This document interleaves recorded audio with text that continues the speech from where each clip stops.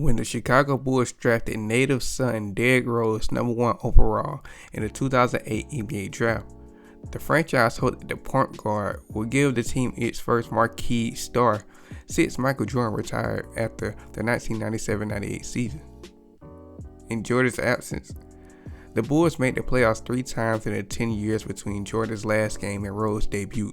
During Rose's first 2 seasons, the Bulls finished 41-41 each year and qualified for the playoffs. Entering his 3rd season, Derrick asked out loud to the team's media day, why can't he win the Kill MVP award?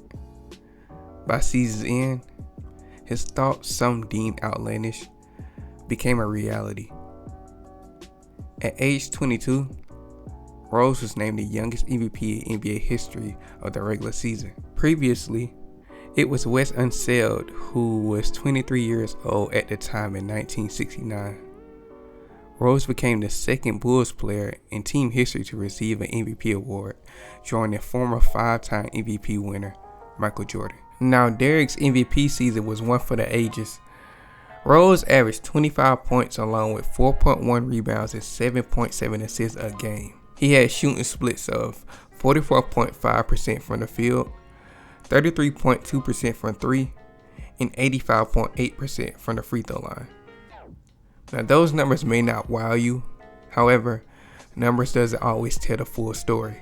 Because when watching Derrick Rose that season, he just seemed like a man on a mission. He had the it factor. On any given night, you feel like you're about to watch a 30-plus point performance from Derrick, and he had a very heightened chance of being by far the best player on the floor that night.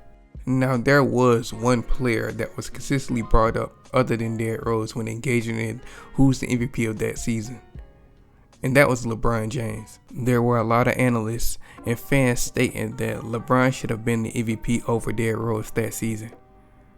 LeBron averaged 26.7 points a game along with 7.5 rebounds and 7 assists. He also had shooting splits of 51% from the field, 33% from the 3-point line, and 75.9% from the free throw line. With those numbers, and LeBron being the best player in the league around this time, it's very understandable why some would say he deserved the MVP. However, let's really dive into why he didn't deserve that MVP award over Derrick. That season that Derrick won the MVP was the exact same year LeBron and Chris Bosh joined the Miami Heat. That trio is one of the greatest of all time. LeBron had a lot of help on that team, especially when you compare it to the Chicago Bulls team that season. The Bulls were missing 2 of their key players for a quantity of time that season. Joakim Noah missed 34 games that season, along with Carlos Boozer missing a lot of games that season as well.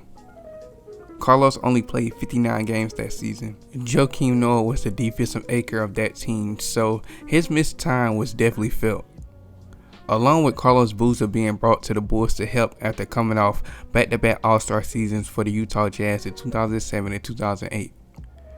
Both guys were exceedingly valuable for that Chicago Bulls team, so it didn't necessarily help that they missed so many games that year. Within those players being injured, obviously other players had to try to fill those roles.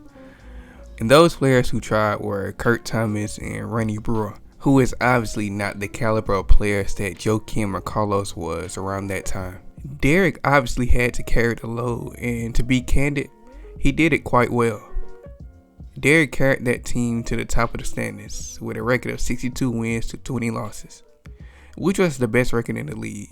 And again, for a 22-year-old who was only in his 3rd season to have his team at the top of a packed conference, should tell you about the type of season he had, which is one of the reasons I felt Derrick deserved the MVP over LeBron. Again, Derrick carried that Bulls team on most nights, especially on the offensive end. Derrick played a robust 81 games that season along with 37 minutes a night. That's a lot, but it took a lot for Rose and the Chicago Bulls to have such a winning record. If Rose wasn't punching in those minutes, it's a good chance that the Bulls lose a good quantity of those games. Now, for Derrick being the player that stands out the most in a season where LeBron is still perceived as the best player in the league, Kevin Durant leading the league in scoring, Dwight Howard in his prime, and Kobe Bryant is still playing at a high level, should tell you a lot. Derrick's style of play was so unique and entertaining around this time. And even now, just on a lower tier. But especially around this time, he was arguably the most entertaining player in the NBA. The way he got to the rim, he would finish like no other. The way he would couture his body to finish at the rim is just hard to duplicate. There's a small quantity of guards who have similar acrobatic prowess when finishing at the rim, but not as unperturbed as Derrick in my opinion. Point guards like Russell Westbrook and Ja Morant are prominent examples.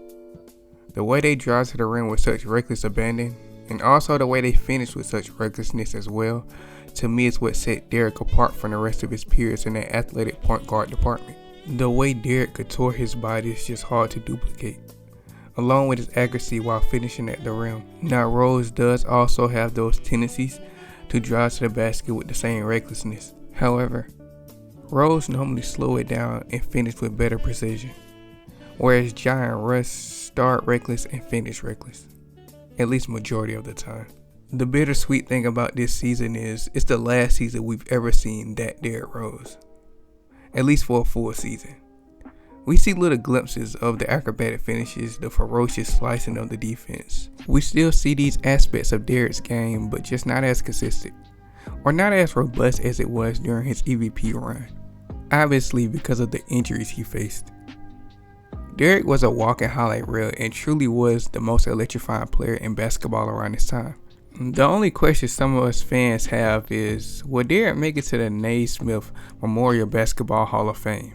This matters largely due to the NBA's fortunate tradition of having every one of its MVP winners wind up in the Springfield, Mass. shrine. So that leaves Rose either continuing the trend or stick it out as that lone exception. However you slice it, Derrick will always be remembered in the NBA world.